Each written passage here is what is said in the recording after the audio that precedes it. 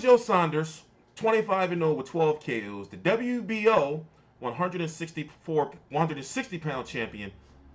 People pissed at him. They're like, yo, he ain't been fighting nobody. He holding the belt hostage. But it hasn't been his fault.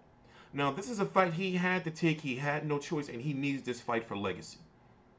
You may say, oh, David Lemieux got stopped by Golovkin, and he's just a pressure fighter, and you know he really don't have too much skills, but you don't want to be in front of that shit.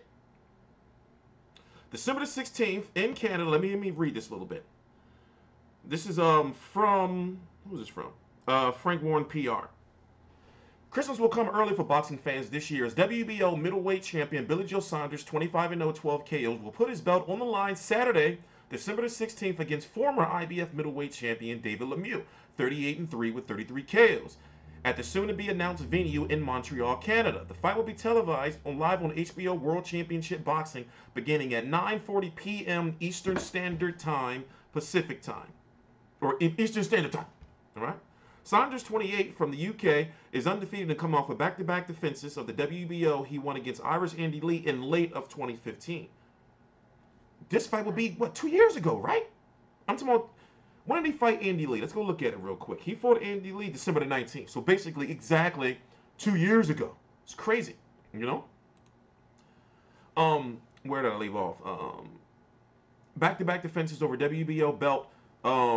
He won against Andy Lee in late 2015. Over a standout career, Saunders, oh shit, it's another one. Saunders has defeated the likes of former WBA interim world champion Chris Eubank Jr., Gary Spike O'Sullivan, and Willie Monroe Jr. Now, if you look at his resume, right? Let's pull this over here. If you look at his resume, he's been extremely inactive. Now, the end of 2014, all the way up until he fought and beat Andy Lee, that was a nice span of 13 months outside of this fight. You know, 17-27. But Chris Eubank Jr. in a fight where a lot of people thought he was going to lose and wanted him to lose. Then he went on to beat Andy Lee, and then he took this long-ass year layoff and fought this guy. This guy's Wolverine. No bullshit. You know, in a fight where on first viewing, I thought he lost the fight, but he was very...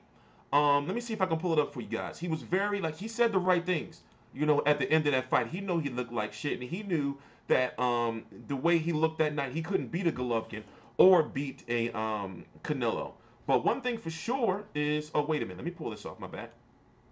One thing for sure is he's been very open and honest throughout his career, even when he said to Chris Eubank Jr., what was that, during the buildup of the first fight or the second fight? Because he was supposed to fight Chris Eubank Jr. again in a rematch, but then Chris Eubank Jr. jumped promoters and the fight was called off. He was supposed to fight Golovkin.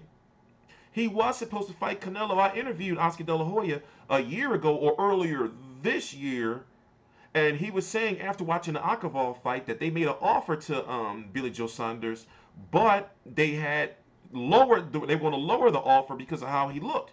He was supposed to fight Golovkin in June after Golovkin had beat Danny Jacobs, but Golovkin didn't want to take a risk and lose out on the big money fight, so he decided to skip over Billy Joe Saunders to go and fight Canelo.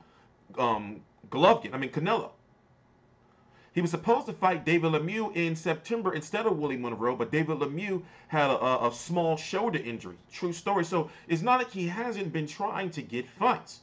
He has been trying to get fights. You know, but this is a fight he had to take because not only will it be good for his legacy, because he is the underdog. Now, I do feel that he has the skills, and I've been a big Billy Joe Saunders fan, but now at this point in time in media, I can't be no motherfucking fan no more, right? Got to call that shit how it is. So I do believe he has the skills, he has the boxing ability, and I'm glad that this fight is coming after the Willie Monroe fight. I'm talking about, what, 3 months later, because he doesn't have a long layoff, so he's still fresh. You know, he needs to be, you know, like constantly in camp because this is a fight where he's going to have to do a lot of moving. Billy Joe Saunders in the past has been known to be, you know, a little lackadaisical and to be lounging on the ropes, especially mid to late in fights, which is one of the reasons why Chris Eubank Jr. started to come back. But in this case, you know, if he can continually, consistently move and work off that jab, no, he doesn't have the strength of a Golovkin, but he does have the movement and the overall boxing ability and IQ. You know, and he can't be afraid to take a knee. He don't want to be sitting on the ropes and taking a beating from this shit this guy. Listen, you don't want to be in front of this shit. You don't want to be in front of this shit, do you? I don't.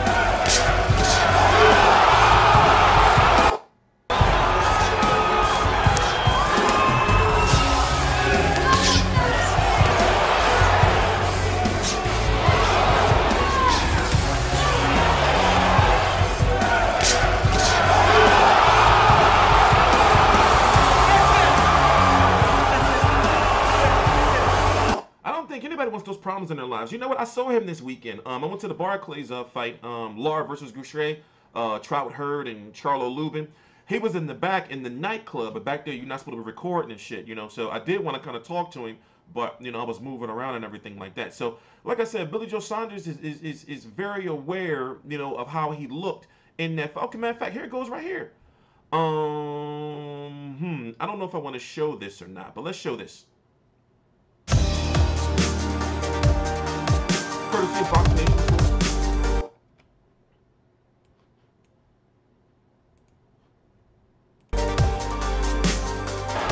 Still a controversial figure, but I think more respected and loved. Eubank made to miss and Saunders countering. And that's what he won't get away with. Lovely jab again from Saunders. That's what he won't get away with Billy Joe Saunders.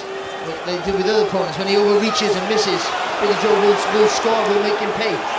Let's not forget Billy Joe Saunders, the southpaw. How well will Eubank cope with that? That's another nice body shot from Saunders. He's outboxing him right now. The target. Oh, good shot. Good left hand from Saunders. Best punch of the round. Yeah, Eubank landed with a good shot as well. Eubank would like nothing more than to have Saunders stand toe-to-toe with him and trade. And maybe there's a macho side of Billy Joe Saunders who'd like to do it. This is what he's got to do when he's in close. Good Saunders trading, then tying Eubank up using his experience. Well, Billy's a tough kid, isn't he? So you know he's going to fire back when he's getting caught.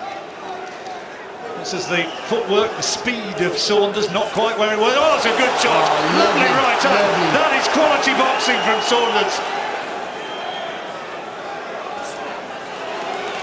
And another good jab. And again. Good body shot. He's getting back on his boxing. Oh, that's lovely. Lovely work. Not all the power in those punches, but they're good standout scoring shots. It's actually boiled up into a pretty serious fight, this one. Not a huge amount of respect between them. They didn't touch gloves. Not at all. And Eubank trying to jump on him and trying to get a little bit of a surprise. The last round, and you heard Jimmy Tibbs imploring Saunders to throw the jab, to box him. Eubank wants to make it into a brawl, has to try and take him out. He's throwing everything but the kitchen sink. Hasn't landed the big clean shot. There he does. Great uppercut. Saunders takes it. Now imagine like if that's David Lemieux. Now this is later on in the fight. Now Billy Joe, as I said earlier in the video, has been known later on in fights to slow down. You know, from this fight to his lower level fights to the Andy Lee fight. You know, and when it comes to his big wins, they've been close fights. Now, in my opinion, David Lemieux is better than Chris Eubank Jr. Chris Eubank Jr. is getting better, yes, but I'm sorry, I feel that he's better than him. Summer Sweet Farms. Let's just end that. My bad. That's rude. You know, so I'm just saying this, right? Billy Joe, as I said, he has the skills. You know, but as the saying goes, does he have the skills to pay the bills? You know, let's watch the rest of this. It's only like a minute left, not even that. This is at the end of that landed right on the button, and Saunders took it. And Billy Joe is a hard boy himself. Great right hand. Well done. Brilliant. Really good work there from Saunders. 115 to 113 in favor of the winner. He is still undefeated and still the British, European and Commonwealth middleweight champion, Billy Joe Saunders.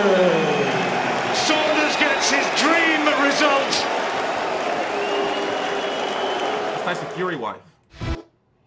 You know, also, you know, we're gonna find out. We're gonna find out how that Gypsy Chin hold up. You know?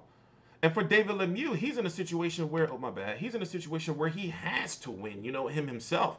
Because if he loses in a fight with Billy Joe, because, you know, you have a lot of people who really are looking at Billy Joe as being like a big underdog. You know, I don't see it. And that's because obviously maybe it is, you know, not obviously, but maybe it is because of what I do for a living, you know, and I watch all these guys, you know, but looking at what he's done, even going back to my God, you know, Joaquim Alcine and Marco Antonio Ruba, even though this was a long time ago, still, you know, David Lemieux's not perfect. But however, like I said, you don't want to be in front of that shit, man. He will beat you the fuck up. You know, it's no better way to put it. He will beat you the fuck up. So I'm just hoping that Billy Joe, you know, I mean, he's a very smart dude, and he's very smart, and he's very outspoken. You need to go check out his videos over at IFL. And I said before in the past that, you know, a lot of these guys, like if they were on over here in the States, mainly guys like Tyson Fury, mainly guys like Billy Joe Saunders, the way they're outspoken and what we call here in the States mic skills, you know, they would be stars over here. No bullshit. It's just that with the cultures, you know, like they're looked at as being, you know, wankers and cunts and everything. You know, it's just where guys like Anthony Joshua is the nice guy over there.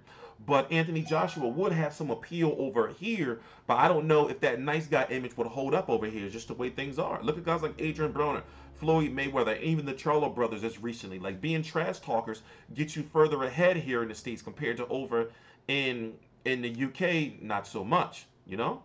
So I'm just hoping that Billy Joe understands like what he has to do to be in this fight. You don't want to be getting hit by David Lemieux, man.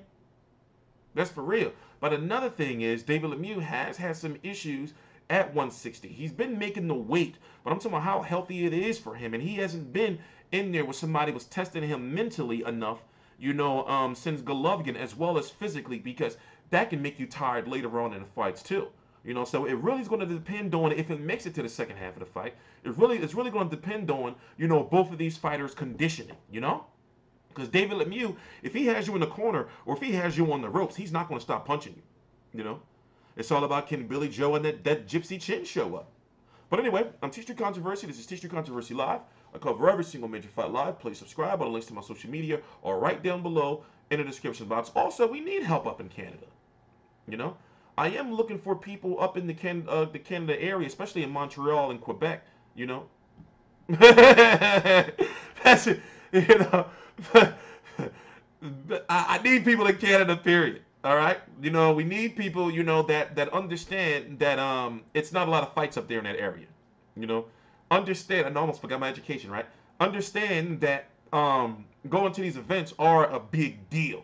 You know, you're going around multi-millionaire celebrities and everything. You got to know how to act. It's not hard work, but it is disciplined work. And also, if you like being one of those people that's out there in the crowd and taking pictures and all that, that's cool. You know, I'm not one of them type of people. But if you want to be taking pictures and everything, like with the guys, and that's cool and everything. But as long as you know, if you're going to an event, you're going there to work. You know, so we are looking for help. You know, I'm TstreeT Controversy. I am also the owner of FightView360.com. So we have access to events. You know, we have better relationships with some promoters, you know, and great relationships with some and growing with some. So in this case, we're growing with Golden Boy, you know, we're growing with Frank Warren, and we're trying to make sure that anybody we're sending understands like what's at stake. Not only will you be making money, but also you're going to be making a name for yourself. There's no better way to put it. I'm TstreeT Controversy. This is TstreeT Controversy Live. I cover every single major fight live. Please subscribe. All the links to my social media are right down below in the description box.